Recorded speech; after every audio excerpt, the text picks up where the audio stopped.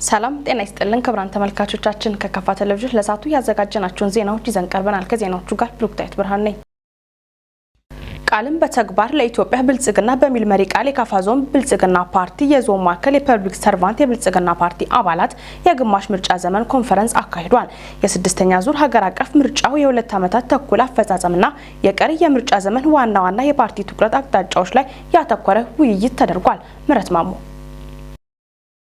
በካፋ ዞን ብልጽግና ፓርቲ የዞን ማዕከል አራቱ መሰረታዊ ድርጅት ፐብሊክ ሰርቫንት አባላት ቃልን በተግባር ለኢትዮጵያ ብልጽግና በሚል መሪ ቃል ኮንፈረንስ በቦንጋ ከተማ በደማቅ ሁኔታ ተካሂዷል። ብልጽግና ፓርቲ በስድስተኛው ሀገር አቀፍ ምርጫ ለህዝቡ በገባው ቃል መሰረት ባለፉት ሁለት ዓመታት ተኩል በርካታ ውጤቶች እንደተመዘገበም ተመላክቷል። በተለይ በግብርና፣ በአምራች ኢንዱስትሪ፣ በማዕድን፣ በቱሪዝም ዘርፎች፣ በአረንጓዴ አሻራ መርሃ ግብር፣ በመሰረተ ልማት ዝርጋታና መሰል ጉዳዮች ላይ በርካታ ውጤቶች መመዝገባቸው ተገልጿል። በፖለቲካ፣ ኢኮኖሚ፣ ማህበራዊ ዘርፎች ዓለም አቀፋዊ፣ ሀገራዊ፣ ክልላዊና አካባቢያዊ ነባራዊ ሁኔታዎችን በመተንተን በእውቀት ላይ ተመስርቶ አመርቂ ውጤት ማስመዝገብ የሚያስችል ስትራቴጂዎች ተነድፎ በተሰሩ ስራዎች ላይ ከፍተኛ ውጤት መመዝገቡ ተጠቁሟል። ህብረ ብሔራዊ ፌዴራላዊ ስርዓት ላይ የተመሰረተ ሀገረ መንግስት በመገንባት ብሔራዊ መግባባትና እርቅን በመጠቀም ከአንጻራዊ ሰላም ወደ ዘላቂ ሰላም መቀየር በቀሪ ምርጫ ዘመን ልዩ ትኩረት ተሰጥቶ የሚሰራ እንደሆነም ተጠቁሟል። የሀገራችን የክልላችን ብሎም የዞናችን የመልማትና የብልጽግና ፍላጎት ከፍተኛና ዘርፈ ብዙ በመሆኑም ያልተሸጋገርናቸው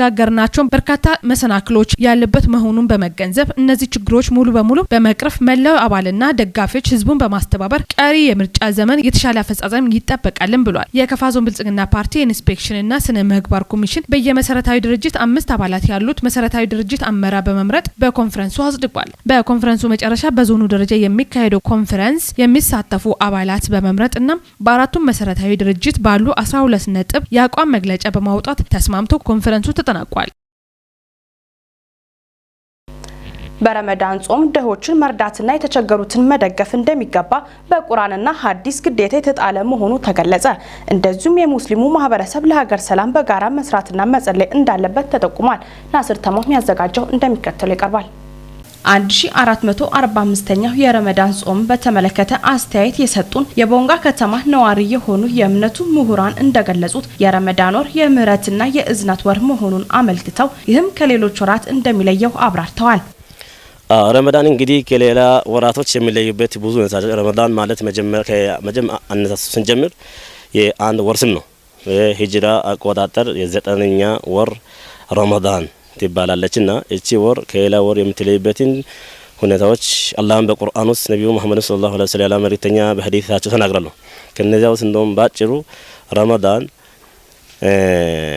የጀነት 8ቱ የጀነት በር የሚከፈቱበት እንደዛውም 7ቱ የጀሃነም በሮች የሚዘጉበት ሰዎችን ወደ ወንጀልና ወደ ኃጢአቱ ፈጣሪን ወደ ማመጽ የሚወስደው ሸይጣን የሚታሰርበት እንደዛው ደግሞ አላህ Subhanahu Wa Ta'ala ባህሮችን ከእሳት ነፃ የሚያወጣበት ወንጀላቸውን የሚምሩበት 11 ወንጀል ሙሉ ራሳቸውን ሲበድሉ የነበሩ ሰዎች በወንጀል የሚጸዱበት ብዙ መገለጫዎች አሉትና የሌለው ያለውን ረመዳን ለየት ያለበት ከሌላው ምን ለይበት ራሱ ዲባቡ ራሱ ይለያል። ረመዳን አንድ ብለን ራሱ ስንጀምር ራሱ መስጂዱ ያለው ሙስሊሙ እስበራሱ መገናኘቱ ያለው ፍቅሩ መተዛዘኑ ለየት ያለ ነውና አየሩ ራሱ ይለያል ማለት ነው። በተቀደሰው ወር ድሆችን መርዳት በቁርአንና ሐዲስ ግዴታ የተጣለ መሆኑን ገልጸዋል። አላህ Subhanahu Wa Ta'ala በቁርአኑ ስም በነብዩ መሐመድ ያላህ መልእክተኛ በሐዲስ የተናገሩት ብዙ ነገሮች አለ። ለዚህም ነው እስልምና ምንን ግዴታ አደረገ ማለት ነው። ዘካተል ማልን ግዴታ አደረገ። እንደዛው ደግሞ ዘካተል ፈጥር የሚባለውን ግዴታ አደረገ። ዘካተል ማል ማለት እንግዲህ ሰውየው ከገንዘቡ የሚያወጣው ነው። አላህ ከሰጠው ገንዘብ 2.5 ማለት ነው 2.5% በአጠቃላይ ያለው ንብረት ደምሮ አንድ ላይ ተሰብስቦ ለ40 ያካፍላል። ለ40 ሲያካፍል እኩል ይሆናል ንብረት የሚመጣው ውጤት ምን ይሆናል? የምስኪን ነው የድሃ የሌለ ሰው ማለት ነው። ይሄን ግዴታ አድርጓል። አንድ ሙስሊም ይሄን ገንዘብ ለምሳሌ አሁን ባለው ደረጃ 101 ሺህ ብር ያለው አንድ ሙስሊም በሱ ላይ ግዴታ ነው ዋጅብ። እንግዲህ ከዛ የመጨረሻ በታችኛው ነው 100 ሺህ ያለበት እና ከዛ በላይ እንግዲህ እንደምታውቁ ነውና 101 ሺህ ብር ያለበት ሰው ማውጣቱ ግዴታ 2.5% ማለት ነው። ይሄ ለምን አላህ ግዴታ ያደረገው ምስኪኑ እንዳይራብ ነው። ያለው ባለሀብቶች በትክክል እንቅስቃሴ ንግድ ያላቸው ከ100 ሺህ ያላቸው እስላም ግዴታ ካደረገበት አቅም በላይ ያላቸው ሰዎች ቢያወጡ ማለት ነው አንድ ሰው ተሪዋ ያድርም አንዱ ተጠምቶ አንዱ ተራቁቶ አይኖርም ነበር። የካፋ ዞን እስልምና ጉዳዮች ምክር ቤት ፕሬዝዳንት ሼህ ናስር ጀማል በበኩላቸው በረመዳን ወር ድሆች የሚረዱበት ሁለት መሰረታዊ ግዴታዎች ያሉ መሆኑን ገልጸው እነዚህም ዘካና ዘካተል ፍጥር እንደሚሰኙ አስረድተዋል። ዘካና ዘካተል ፍጥር ያው በረመዳን በቁርአንና በሐዲስ የተጠቀሱ ናቸው። ዘካና ዘካተል ፍጥር ለድሆች የሚሰጥ ነው። 8 የህብረተሰብ ክፍሎች አሉ። ለነዛ የሚከፋፈል ነው። በቁርአንም እንደተጠቀሰው ልዩነታቸው ያኛው ዘካተል ማል በየትኛውም ጊዜ ይሰጣል። አንድ ሰው የመጠኑ የሚሰጥበት መጠን ሲደርስ የሚያወጣው ገንዘብ ነው ዘካተል ማል ወይም በገንዘብ የሚወጣው ዘካ ማለት ነው።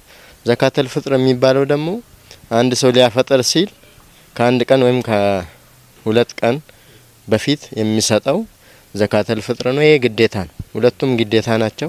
ያኛው የተቸገሩ ምስኪኖች፣ ወላጅ አልባ እነዚህ 8 የተባሉ ሰዎች አሉ። ምስኪን የቲሞች የሚባሉ አሉ። ለነዛ በነፍስ ወከብ የሚሰጥ ነው።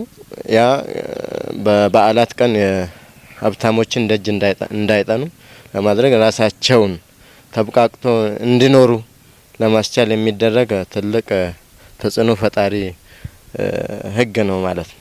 የደቡብ ምዕራብ ኢትዮጵያ ህዝቦች ክልል መንግስት እስልምና ምክር ቤት አደረጃጀት ዘርፍ ኃላፊና ህዝብ ግንኙነት ኡስታዝ ሸርፈዲን ኑሩ እንደገለጹት ዘካና ዘካተል ፍጥርን በተመለከተ የእምነቱ ከፍተኛ ምሁራን ቁርአንና ሐዲስን መሰረት አድርገው ያሳለፉት ውሳኔ ድሆች የሚረዱበትን አግባብ ያቀላጠፈ መሆኑን አስረድተዋል። እስላማዊ የሆነ ግዴታዎች አሉ። ለምሳሌ ዘካ የሚባል አለ። ዘካ እያንዳንዱ ባለው ሀብት ልክ ለአላህ የሚሰጠው እንዲሁ ለምስኪኖች የሚሰጠው ነው። የሀብቱ መጠን እስላም ያስቀመጠው መሰረት አለ። ለምሳሌ የሀብቱ መጠን የሚነሳው ከ595 ብር የጠገራው ብር ያንን የሚሞላና እንዲሁም ደግሞ አመት የሚያልፈው ከሆነ ዘካ ይወጅብበታል ማለት ነው።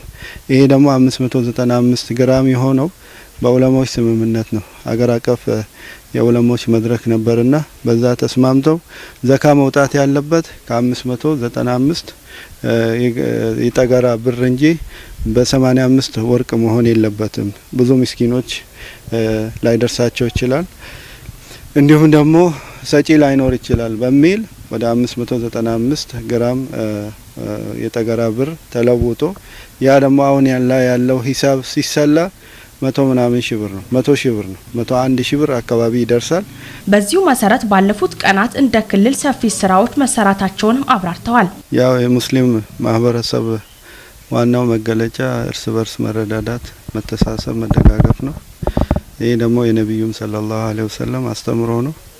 ነብዩ በሐዲሳቸው ጎረቤቱ ተርቦ እሱ ጠግቦ የሚያደርግ ከሆነ ከኛ አይደለም የሚልም አስተምሮ ስላለ ያንን አስተምሮ ከማስከተል አንጻር ብዙ ስራዎች ተሰርቷሉ። ሰው መርዳት፣ ማብላት፣ ማጠጣት በረመዳን ብቻ ሳይሆን ከረመዳንም በፊት የሚደረግ ተግባር ነው። በረመዳን ደግሞ በተሻለ ሁኔታ በጥሩ ሁኔታ ሰዎችን ምንደርስበት ነው። ከዚህ ጋር ተያይዞ ረመዳኑ ጋር ተያይዞ ከመግባቱ በፊት የተቸገሩ ቤተሰቦችን ቢያንስ ለ200 የሚሆኑ ቤተሰቦች ከተለያየ እርዳታ ድርጅትም እንዲሁ ደግሞ ከህብረተሰቡ መዋጮ በመሰብሰብ በተለይ በዚህ ስራ ላይ የተሰማሩ ሴቶች አሉ። የራሳቸው ግሩፕ አላቸው። በግሩፓቸው መሰረት ከ100 ቤተሰብ በላይ የረዱበት ሁኔታ አለ። ለእያንዳንዱ ወደ 1 ኪሎ ዘይት እንዲሁ ደግሞ ገብስ፣ ቅንጬ፣ ስኳር፣ ሳሙና ሁሉ ለአንድ ቤተሰብ የተሰጠበት ሁኔታ አለ። ኡስታዝ ሸርፈዲን በመጨረሻም እስላም ሰላም በመሆኑ ሙስሊሙ ማህበረሰብ በዚህ ወር ለሀገር ሰላም አብዝቶ እንደሚጸልይ አስረድተዋል። የሀገር ሰላም ጉዳይ ያው የአንድ ፖለቲከኞች ጉዳይ ብቻ አይደለም፣ እንዲሁ ደግሞ የመንግስትም ጉዳይ ብቻ አይደለም። የሀገር ሰላም የሙስሊሙ ጉዳይ ነው። መነሻው ራሱ እስላም ሲባል ሰላም ነው። በእጁም በአይኑም በእግሩም ሰላም መሆን አለበት። ሀገራችን ሰላም ስትሆን ነው ይሄ መስጊድም ወጥተን ምንገባው ምስኪኑንም እንርዳ ብለን መርዳት የምንችለው ማገዝ የምንችለው። በሀገር ሰላም ጉዳይ የሚከፈል መስዋዕትነት ካለ ሁሉ መከፈል ያለበት አቋም ላይ ነው የደረስነው። ለምን ሰው ለጥፋት ምን ያህል ዋጋ እየከፈለ እንደሆነ እናውቃለን።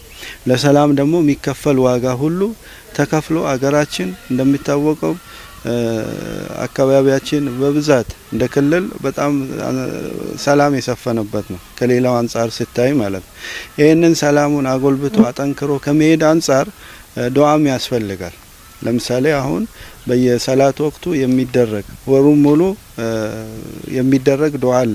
በዛ ውስጥም ይለመናል ሁሌ ማለት ነው። አገር ሲኖር ነው እስልምናን ማካሄድ የሚቻለው ተግባራቶችን መከወን የሚቻለውና ይሄ ነገር በደንብ ተጠናክሮ ቢቀጥል ለሀገራችን ሰላም እንዲሁ ደግሞ መንግስታችንም የተረጋጋ መንግስት ሆኖ ስራውን እንዲሰራ የምንችለውን ያህል ማድረግና ማገዝ አለብን።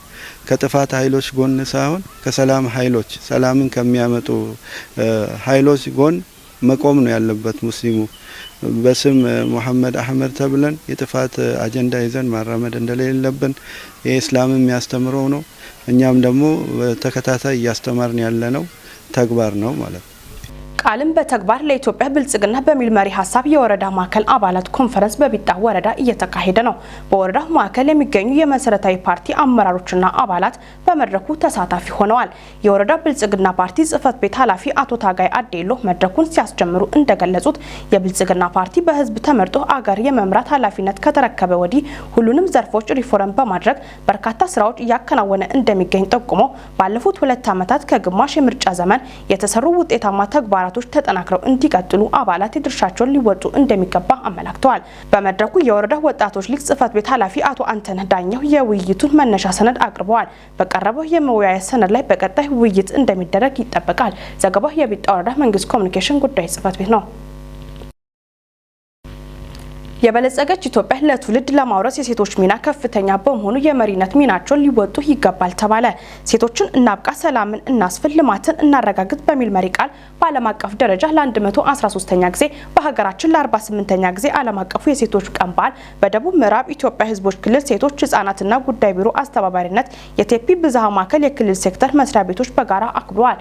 ዘገባው የክልሉ መንግስት ኮሚኒኬሽን ነው። አበኔዘር ጌታቸው በውይይት መድረኩ ላይ ንግግር ያደረጉት የክልሉ ሴቶች ህጻናትና ወጣቶች ጉዳይ ቢሮ ኃላፊ ክብርት ወይዘሮ ገነት መኩሪያ እንደገለጹት የበለጸገች ኢትዮጵያን ለትውልድ ለማውረስ ሴቶች ሚና ከፍተኛ በመሆኑ የመሪነት ሚናቸውን አጠናክሮ ሊወጡ ይገባል ብለዋል። ሀገር ተረካቢ ብቁ ትውልድ እንዲኖረን ሴቶችን ማብቃት በትኩረት ሊሰራ ይገባል ያሉት ኃላፊዋ ማህበራዊ፣ ኢኮኖሚያዊና ፖለቲካዊ አስተዋጽኦን እንዲዳብር በቅንጅት መሰራት አለበት ብለዋል። እስካሁን በተካሄዱት የዲሞክራሲያዊ ማህበራዊና ልማታዊ ስራዎች ሴቶችን ተሳታፊና ተጠቃሚ ያደረጉ ተግባራት መኖራቸውን ጠቁመው ሴቶች ካላቸው ሀገራዊ አበርክቶ አንጻር በቂ ባለመሆናቸው በተሳትፏቸው መጠን ተጠቃሚ እንዲሆኑ ትኩረት ተሰጥቶ መሰራት እንደሚገባ ተናግረዋል። ለዘመናት ስር ሰዶ የቆየውን በጾታ ላይ የተመሰረተ ባህላዊ ልማዳዊና አድሏዊ አስተሳሰብን ለማጥፋት አሁን የተጀመረውን የሴቶችን አመራርነት የማጎልበት ስራ በክልሉ በሁሉም አካባቢዎች ወጥ በሆነ መልኩ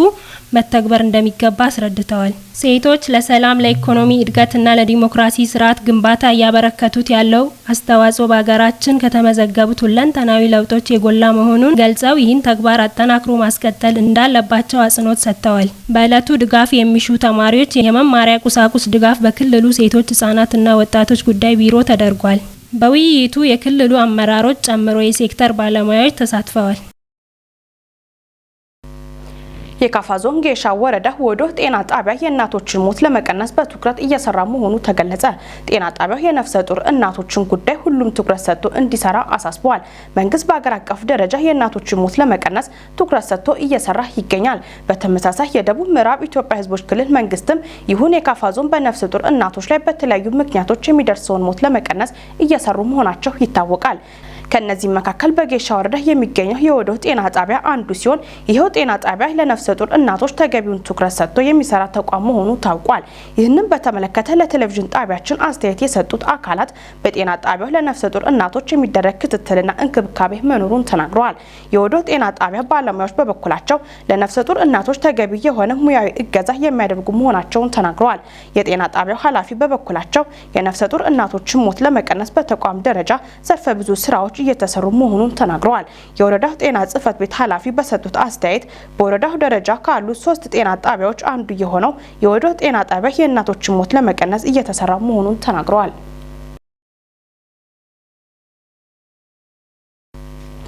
የቦንጋ ፈለገ ሰላም አመያ መንገድ ጥገና ትኩረት እንዲሰጠው ተጠየቀ።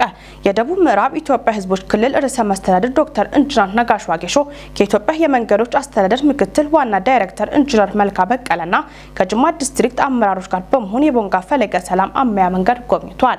በከፍተኛ የመሬት መንሸራተት ግንባታው ተቋርጦ የቆየውን የመንገድ ክፍል በሌላ ዲዛይን ለመስራት ጥናት የተደረገ መሆኑን የገለጹት የኢትዮጵያ መንገዶች አስተዳደር ምክትል ዋና ዳይሬክተር ኢንጂነር መልካ በቀለ በጊዜያዊነት አገልግሎት እንዲሰጥ በጅማ ዲስትሪክት በኩል ክረምት ከመግባቱ በፊት የጥገና ስራ እንደሚከናወን ተናግረዋል። መንገዱ ከሚያስገኘው ፋይዳ አንጻር በተገቢው ተጠግኖ ለህዝብ ትራንስፖርት አገልግሎት እንዲሰጥ በአጽንኦት ያሳሰቡት የክልሉ ርዕሰ መስተዳድር ዶክተር ኢንጂነር ነጋሽ ዋጌሾ መንገዱ የክልል ማዕከላትን በአጭር ርቀት የሚያገናኝ አማራጭ መንገድ በመሆኑ ዘላቂ አገልግሎት በሚሰጥ መልኩ የአካባቢውን መልክዓ ምድር ታሳቢ አድርጎ መገንባት እንዳለበት አስገንዝበዋል። የክረምት ወራት ከመግባቱ በፊት ከክልሉ የገጠር መንገድ ጋር በመቀናጀት ጥገና ስራ እንደሚከናወን ተገልጿል። ዘገባው የክልሉ መንግስት ኮሚኒኬሽን ጉዳዮች ቢሮ ነው። ወደ ስፖርት ዜና ስናልፍ በደቡብ ምዕራብ ኢትዮጵያ በካፋ ዞን የስፖርት አሰልጣኞች ማህበር ለማቋቋም የሚያስችል መተዳደሪያ ደንብ በተመለከተ ውይይት ተደረገ። ለዚህ ተግባር ጽሕፈት ቤቱ አቅም በሚፈቅደው ልክ ድጋፍና ክትትል እንደሚያደርግ የቦንጋ ከተማ ባህል ቱሪዝምና ስፖርት ጽሕፈት ቤት ኃላፊ ወይዘሮ ፈቲያ ሙሐመድ ተናግረዋል። ለዝርዝሩ አንተነህ ፍቃዱ። ማህበሩን ለማቋቋም የተፈለገበት ዓላማ የሙያ ማህበሩ የአሰልጣኞችን መብትና ጥቅም ማስከበር፣ የዘር፣ የጾታ፣ የሃይማኖት፣ የብሔር፣ የፖለቲካና የቀለም ልዩነት ሳይኖረው የደቡብ ምዕራብ ኢትዮጵያ ሕዝቦች ክልል ብሎም የሀገሪቱ ስፖርት አሰልጣኝነት እድገት ለማሻሻል መሆኑ ተነግረዋል። እንዲሁም የእርስ በርስ የመማሪያ መድረክ ፈጥሮ አቅምን ማጎልበት፣ ሙያው በስፖርታዊ ስነ ምግባር የታነጸ የአባልነት ግዴታውን የሚወጣና ለአሰልጣኝነት የሙያ ብቁ እንዲሆን ለማስቻል ነው ተብለዋል። የቦንጋ ዩኒቨርሲቲ የስፖርት ሳይንስ ክፍል ኃላፊ መምህር ጌታቸው ቦጋሌ ማህበሩ ሲቋቋም ለአካባቢ፣ ለወረዳ፣ ለዞን፣ ለክልል አልፎም በሀገር ደረጃ የሚታወቁና ስመጥር የሆኑ ስፖርተኞችን ለማፍራት የሚረዳ ነው ብለዋል። የቦንጋ ከተማ ባህል ቱሪዝም እና ስፖርት ጽሕፈት ቤት ኃላፊ ወይዘሮ ፈቲያ ሙሐመድ በአንድ አይነት አስተሳሰብ እና አካሄድ ለመስራት ማህበሩን ለመመስረት መታሰቡ የሚመሰገን መሆኑን ተናግረው ለዚህ ተግባር ጽሕፈት ቤቱ አቅም በሚፈቅደው ልክ ድጋፍ እና ክትትል እንደሚያደርግ አሳስበዋል። የስፖርቱ ፌዴሬሽን ከክልሉ ስፖርት ኮሚሽን ጋር በመተባበር ለአባላቱ የሙያ ማሻሻያ ስልጠናዎችን፣ ሴሚናሮችን እና ሲምፖዚየሞችን በማዘጋጀት የአሰልጣኞችን እውቀት ማጎልበት፣ በማንኛውም ሁኔታ የማህበሩ ደንብ በሚፈቅደው መሰረት የአባላቱን መብትና ጥቅም ማስከበር ከኢትዮጵያና ከክልሉ ስፖርት ፌዴሬሽኖች እንዲሁም አግባብነት ካላቸው አካላት ጋር በአጋርነትና በቅንጅት የሚሰራ መሆኑ ተጠቁሟል። በመጨረሻም የማህበሩ ስራ አመራሮችን በመምረጥ ውይይቱ ተጠናቋል። ወደ ውጭ ዜና ስናልፍ በሩሲያ ፕሬዝዳንታዊ ምርጫ ቭላዲሚር ፑቲን በከፍተኛ ድምጽ አሸነፉ። ፑቲን እስካሁን በተደረገው ቆጠራ 88% ድምጽ ማግኘት ችለዋል። ፑቲን ምርጫውን ማሸነፋቸው ሩሲያ ለረጅም ዓመት የመምራት ታሪክን ከስታሊን እንዲረከቡ ያስችላል ተብሏል። ለዝርዝሩ ጽዮን ታደለ። ፕሬዝዳንት ቭላዲሚር ፑቲን ከፍተኛ የአሸናፊነት ግምት ያገኙበት የሩሲያ ፕሬዝዳንታዊ ምርጫ ድምጽ አሰጣጥ ስነ ስርዓት ባሳለፍነው አርብ የጀመረ ሲሆን እስከ ትናንት ቀጥሎ ተካሂዷል። የድምጽ አሰጣጡ ትናንት መጠናቀቁን ተከትሎ ቆጠራ እየተካሄደ ሲሆን እስካሁን በተደረገው ቆጠራ ቭላዲሚር ፑቲን ከፍተኛ ድምጽ በማግኘት እየመሩ መሆኑ ተነግሯል። የሩሲያ ማዕከላዊ የምርጫ ኮሚሽን ሰብሳቢ እንዳስታወቁት እስካሁን በተደረገ የድምጽ ቆጠራ ቭላዲሚር ቭላዲሚር ፑቲን 88 በመቶ ድምጽ በማግኘት በሰፊ ልዩነት አሸናፊነታቸውን አረጋግጠዋል። በዚህም ፑቲን እስከ ፈረንጆቹ 2030 ድረስ ማለትም ለቀጣይ 6 ዓመታት ስልጣን ላይ የሚቆዩበት እድል በድጋሚ አግኝተዋል ነው የተባለው። ፑቲን በዘንድሮ ምርጫ ማሸነፋቸው ከ200 ዓመት በኋላ ሩሲያን ለረጅም ዓመታት በመምራት የሚታወቁትን የጆሴፍ ስታሊንን ክብረ ወሰን በእጃቸው እንዲያስገቡ ያስችላቸዋል። ፑቲን ውጤቱን ተከትሎ በሰጡት አስተያየት ሩሲያውያን ለሰጧቸው ድጋፍና እምነት ምስጋናቸውን አቅርበዋል። ይህም አንድነት በኢኮኖሚ፣ ሰብአዊ ልማት፣ በማህበራዊ ልማት ፕሮጀክቶች ግቦች ላይ ውጤታማ በሆነ መንገድ እንዲሰራም ያስችለናልም ብለዋል። ሩሲያ ያካሄደችው ፕሬዝዳንታዊ ምርጫ ከየትኛውም የምዕራባውያን ሀገራት የተሻለና በጣም ግልጸኝነት የታየበት እንደሆነም ተጠቅሷል። በሩሲያ ፕሬዝዳንታዊ ምርጫ ላይ ቭላዲሚር ፑቲን በተጨማሪ የክሬምሊንን ቁልፍ ስልጣን ለመቆጣጠር ተስፋ ያደረጉ 3 እጩዎች የማይቻለውንም ውድድር ተቀላቅለው ነበር። ከፑቲን ጋር ለመፎካከር በእጩነት ቀርበው የነበሩ እጩዎቹም ቭላዲስላቭ ዳቫንኮቭ፣ ሊዮኒድ ስሎቲስኪና ኒኮላይ ካርቲኖቪን ሲሆኑ እያንዳንዳቸው ከ4 በመቶ በላይ ድምጽ ማግኘት አልቻሉም ተብሏል። በምርጫውም ለፑቲን ከፍተኛ ተፎካካሪ ይሆናሉ ተብሎ ተጠብቀው የነበሩት ቦሪስ ናድዛሃዲን ከውድድሩ ውጭ መደረጋቸው ይታወሳል ሲል የዘገበው አልአይን የዜና ምንጭ ነው። Vladimir Putin has claimed victory in Russia's presidential election, handing him another 6 years in power. ለመሆኑ ፑቲን ዳግም መመረጣቸውን ተከትሎ ዩክሬንና ምዕራባውያን ሀገራት ምን አሉ? የዩክሬን ፕሬዝዳንት ዘለንስኪን ጨምሮ አሜሪካና ሌሎች ሀገራት ውጤቱን ተቃውሞ መግለጫ አውጥተዋል። ዜናው የአልአይን ነው። አስታዋሽ ደጀነ። Queues swelled in Russia and at embassies around the world. በሩሲያ ፕሬዝዳንታዊ ምርጫ ቭላዲሚር ፑቲን ከፍተኛ ድምጽ በማግኘት ማሸነፋቸውን ተከትሎ ዩክሬንና ሌሎች ምዕራባውያን ሀገራት አስተያየት ሰጥተዋል። የሩሲያ ማዕከላዊ የምርጫ ኮሚሽን ሰብሳቢ እንዳስታወቁት እስካሁን በተደረገ የድምጽ ቆጠራ ቭላዲሚር ፑቲን 88 በመቶ ድምጽ በማግኘት በሰፊ ልዩነት አሸናፊነታቸውን አረጋግጠዋል። በዚህም ፑቲን እስከ ፈረንጆቹ 2030 ድረስ ማለትም ለቀጣይ 6 ዓመታት በስልጣን ላይ የሚቆዩበትን እድል በድጋሚ አግኝተዋል ነው የተባለው። ይህንን ተከትሎም ዩክሬን፣ አሜሪካ፣ ብሪታንያ፣ ጀርመን፣ ፈረንሳይ፣ ፖላንድና ሌሎችም ሀገራት ውጤቱን ተችተው አስተያየት ከሰጡ ሀገራት መካከል ናቸው። የአሜሪካ የዋይት ሃውስ ብሔራዊ ደህንነት ምክር ቤት ቃል አቀባይ በሰጡት መግለጫ ምርጫው ነጻና ግልጽ እንዳልሆነ የታወቀ ነው። ፑቲን የፖለቲካ ተቀናቃኞቹን በማሰርና ሌሎቹንም ከምርጫው በማግለል ነው ያሸነፈው ብለዋል። የዩክሬን ፕሬዝዳንት ቮሎዲሚር ዜሌንስኪ በሰጡት መግለጫ የሩሲያው አምባገነን መሪ ቮሎዲሚር ፑቲን ሌላ የማስመሰል ምርጫ አድርጓል ብለዋል። ፑቲን ያደረገው ነገር የስልጣን ዘመኑን ለማራዘም ያደረገው እንደሆነ ዓለም ሁሉ ያውቀዋል ሲሉም ተናግረዋል። በዚህ የማስመሰል ምርጫ ምንም ህጋዊ ነገር የለም፣ ሊኖረውም አይችልም ያሉት ዜሌንስኪ ፑቲን መቅረብ ያለበት ዘሄግ በሚገኘው ችሎት ነው፣ ይህንንም ልናረጋግጥ ይገባል ብለዋል። የጀርመን የውጭ ጉዳይ ሚኒስተር በኤክስ ገጽ ባወጣው መግለጫ ሩሲያ ያካሄደችው ፕሬዝዳንታዊ ምርጫ ነጻም ገለልተኛም አይደለም፣ ውጤቱም ማንንም አላስገረመም ብለዋል። የፑቲን አገዛዝ አምባገነናዊ ነው ያለችው ጀርመን አገዛዙ በሳንሱር በጭቆናና በአመጽ ላይ የተመሰረተ ነው ስትልም ገልጻለች። ሩሲያ በያዘቻቸው የዩክሬን ግዛቶች ያደረገችው ምርጫም ባዶና ተቀባይነት የሌላቸው ናቸው ብሏል የጀርመን የውጭ ጉዳይ ሚኒስተር በመግለጫው። የብሪታንያ የውጭ ጉዳይ ሚኒስትር ዴቪድ ካሜሮን በሩሲያ ምርጫ ላይ በሰጡት አስተያየት በሩሲያ ምርጫ የድምጽ አሰጣጥ ሂደቱ ተጠናቋል። በሩሲያ የተያዙ የዩክሬን አካባቢ ያሉ ሰዎችም ያለምንም አማራጭ ለመምረጥ ተገደዋል። ይህ ምኑም ነጻና ፍትሃዊ ምርጫም አይመስልም ብለዋል።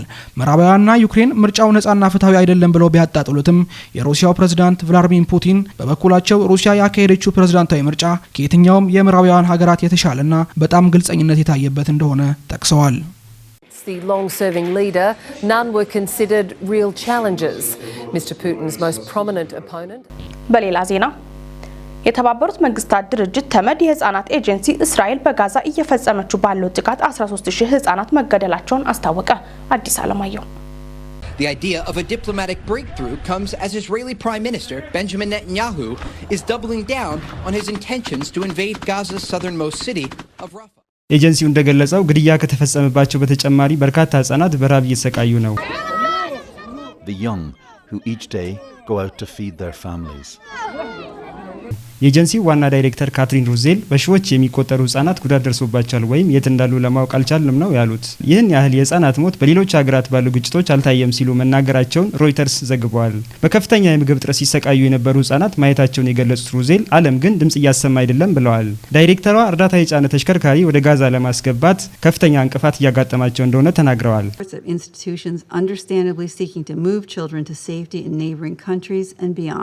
በጋዛ እየተባባሰ ያለው ሰብአዊ ቀውስ መፍትሄ እንዲያገኝ ዓለም አቀፉ ማህበረሰብ በእስራኤል ላይ ጫና እያደረገ ነው። አንድ የተመድ ባለሙያ በዚህ ወር መጀመሪያ ላይ እስራኤል ከፍተኛ ረሃብ እንዲፈጠር የጋዛን የምግብ አቅርቦት ስርዓታት እንዲዛባ አድርጋለች የሚል ሪፖርት አቅርበው ነበር። ነገር ግን እስራኤል ይህን ክስ ውድቅ አድርጋዋለች። እስራኤል እየፈጸመች ባለው ሰፊ ጥቃት አብዛኛው የጋዛ ህዝብ መፈናቀሉንና 30 ሺዎች መገደላቸውን የጋዛ ጤና ሚኒስቴር ገልጿል። እስራኤል በጋዛ የዘር ማጥፋት ፈጽማለች የሚል ክስ በዓለም አቀፍ ፍርድ ቤት ቀርቦባታል። ነገር ግን እስራኤል የቀረበባትን ክስ ውድቅ አድርጋዋለች። በጋዛ ተኩስ አቁም እንዲደረግ ጥረቶች እየተደረጉ ባለበት በአሁኑ ወቅት እስራኤል በግብጽ ድንበር የምትገኘውን ራፋ ከተማን ለማጥቃት የያዘችውን እቅድ አጽድቃለች። ዘገባው የአልአይን የዜና ምንጭ ነው።